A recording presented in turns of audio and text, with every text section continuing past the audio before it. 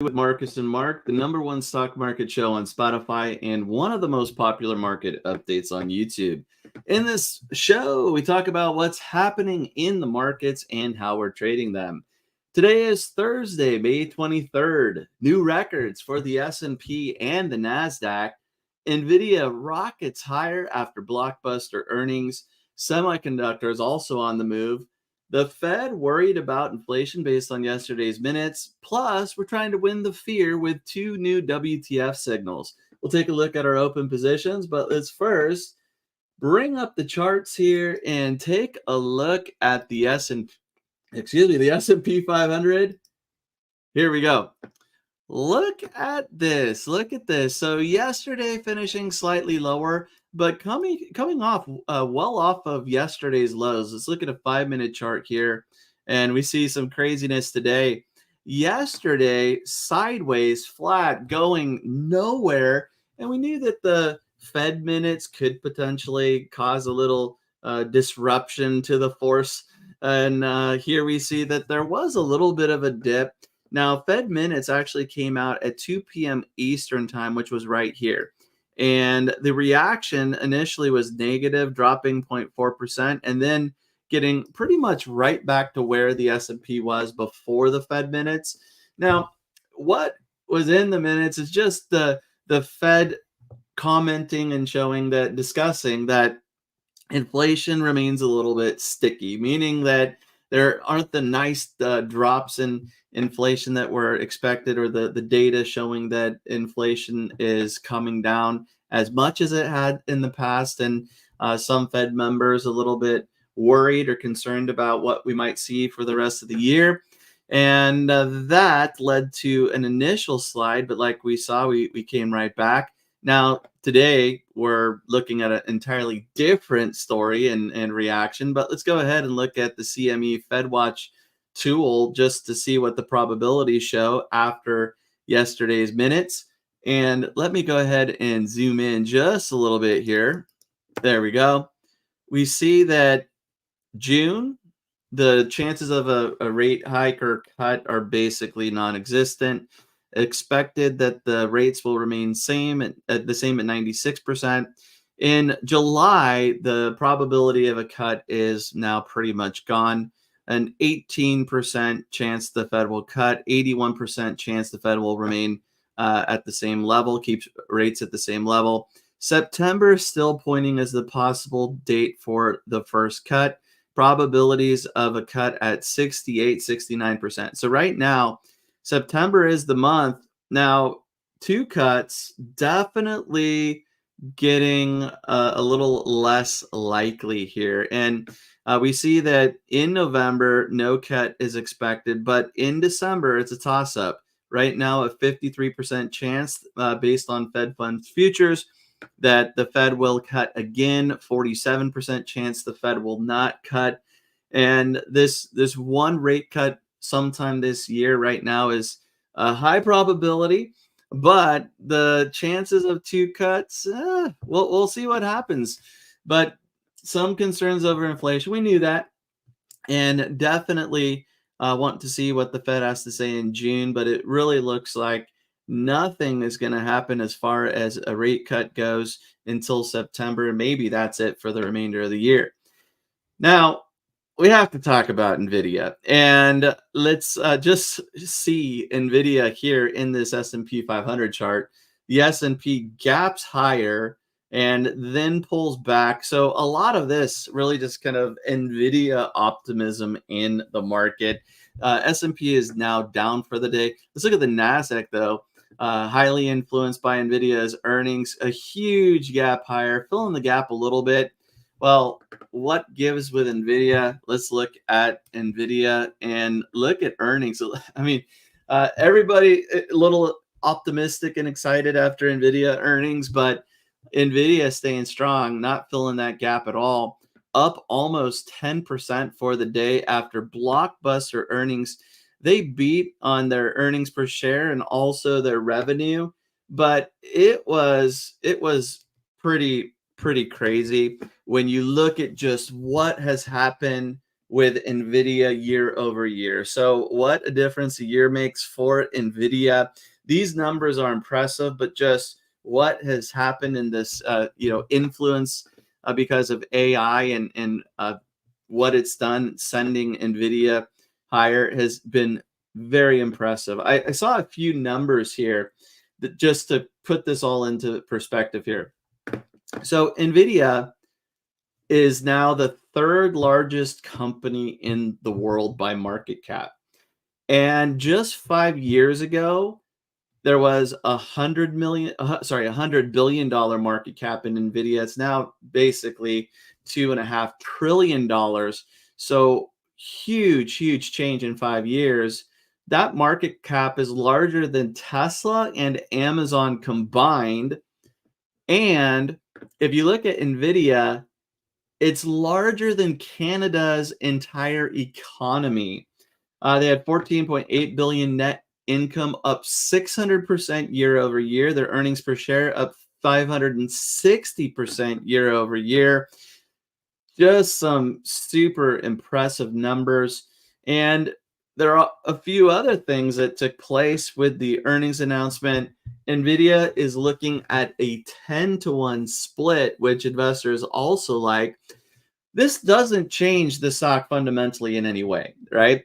So a 10-to-1 split, all that means is that 10 shares will be issued for every one current share. And that means that Nvidia will be priced after the split at 1/10 of where it's at right now. So if we just round, it would mean that instead of trading at $1,000, then Nvidia would be trading at $100. Now, this is attractive at times because it makes these shares accessible to more investors. Again, fundamentally, nothing has changed. And these days, you could trade fractional shares. So it really isn't that big of a deal.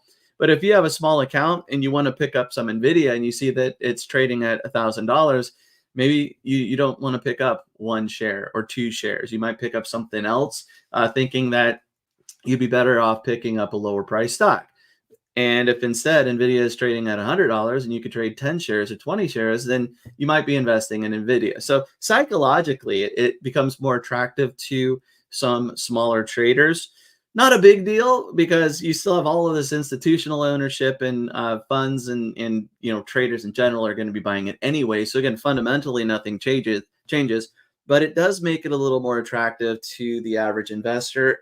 And there's another little catch here, and that is it makes it a candidate for being included in the Dow Jones Industrial Average. So the Dow consists of 30 stocks, and because it's a price-weighted average, it really is not possible for a stock that's trading at $1,000 to be included. I think a third of the Dow components are actually trading less than $100 a share. And if Nvidia does a split, then it definitely is possible that Nvidia becomes part of the Dow. So that's also an interesting prospect. And in fact, someone ran the numbers, and if Nvidia was included in the Dow at the open today, the Dow would have been up 440 points just because of the move in Nvidia. Right now, the Dow is actually down 240 points. So the Dow, if we look at a daily chart, just barely up at the open. Imagine Nvidia being part of the Dow, and instead of opening up at 39,695, opening up at 4,100 or whatever it is. So not 4,100, 41,000, just because of Nvidia. So a big change there. And actually, that's not even right. It would be 4,100 with a 400-point move. Either way, you get the idea. Just a huge move if Nvidia was in the Dow, and right now, of course, Nvidia is not. Now, who might get the boot? Well, if Nvidia gets added to the Dow, maybe Intel. Intel's part of the Dow trading at 30.55 right now, down 3%. So Intel's been lagging behind some of these other tech names. Also, another candidate for maybe getting the boot, Cisco, down about 0.75%, trading at 47.08. So some speculation there. If Nvidia goes through this 10-to-1 stock split or 10-for-1 stock split and is trading at a lower price, it's possible it gets added to the Dow, and possibly Intel or Cisco gets the boot, since for Nvidia to go into the Dow, a company has to come out. So we'll see what happens there. But bottom line, just huge movement for Nvidia. Now let's go over here to PowerX Optimizer and let's look at the heat map just to see how today's moves are distributed. And I think this says it all. If we look at the heat map here, Nvidia up 10%. Now, semiconductors in general were getting a little sympathy, having a sympathy move because of Nvidia. Qualcomm up over 1%, MU up over 1%, AVGO up 0.6%. So we were seeing some nice moves in AMD at the open, Marvel, AMAT. Right now that's changed a little bit. AMD now down 2.8%. So still a little green in semiconductors as a whole, but really it's just Nvidia staying strong, even though there's a lot of red today. Apple down 1%. If we look at the Magnificent Seven, Microsoft basically flat for the day. Amazon down 0.1%. Tesla down 2.2%. Meta flat for the day. Google down 0.4%. So not a whole lot of enthusiasm and excitement all across the board here for the S&P 500, really just being driven by Nvidia right now. And I think that really says it all. So let's talk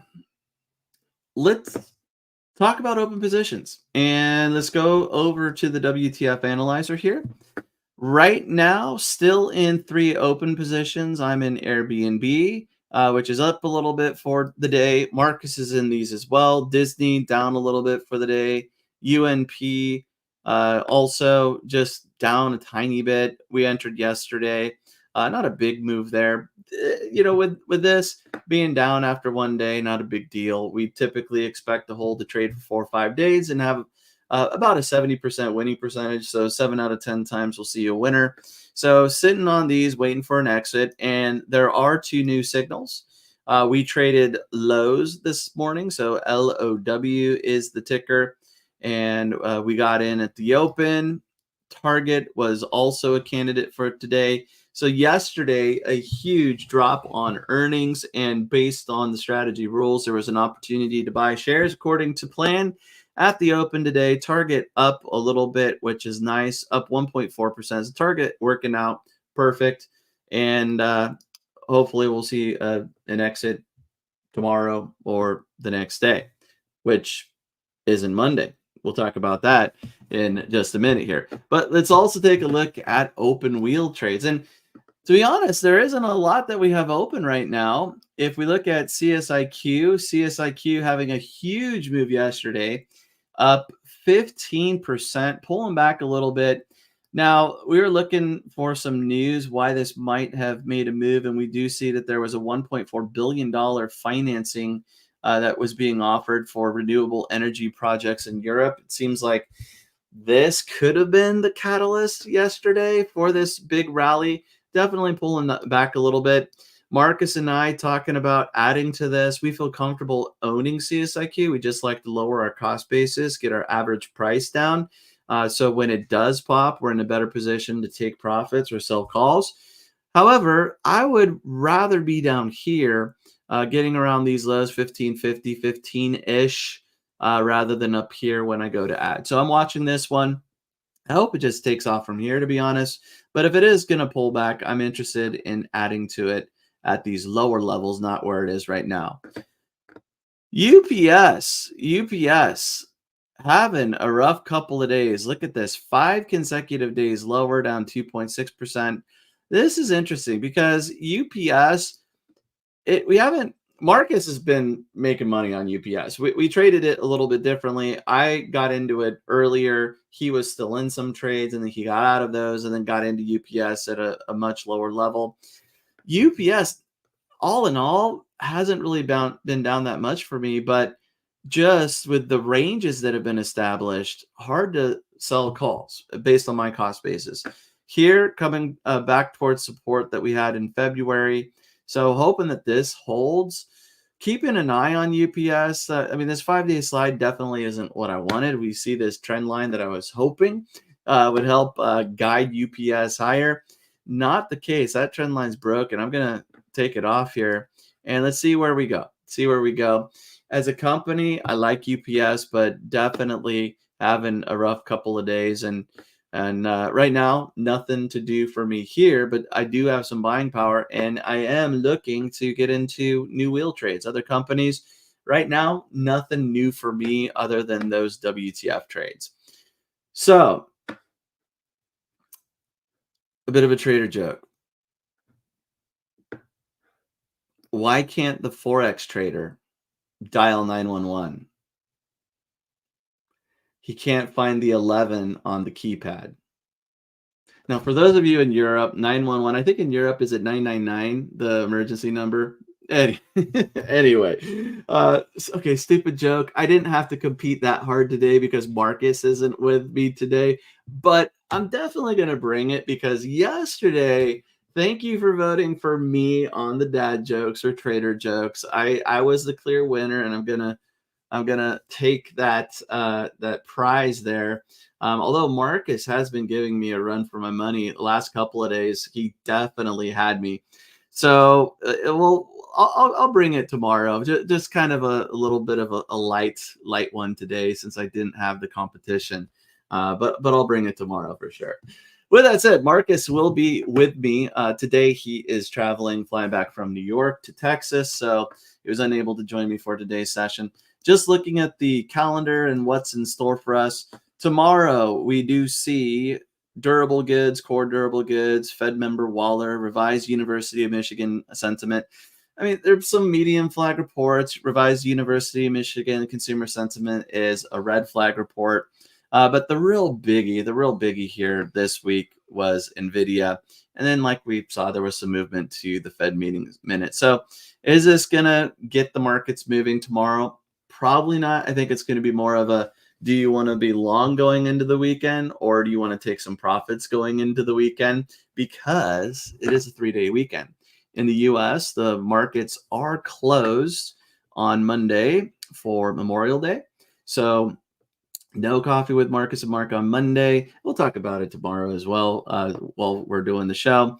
But next week will be a short trading week and things kicking off on Tuesday. So we'll see what traders want to do. Right now, there's a pullback in the S&P 500, but now we're positive again after dipping into negative territory. Dow just having a rough day. NASDAQ hanging out at record highs, although off of the strong start and the open that we had here. So far, new records for the NASDAQ. We'll see if it holds as we go through the rest of the trading day. But hey, again, it was all about Nvidia, and Nvidia not disappointing. So that's going to do it for today's video and episode. If you liked it, please give the video a like. If you're new to the channel, please subscribe, or even if you've been following and you're not subscribed, go ahead and click that subscribe button there, and we'll see everybody back here tomorrow. Until then, happy trading, everybody.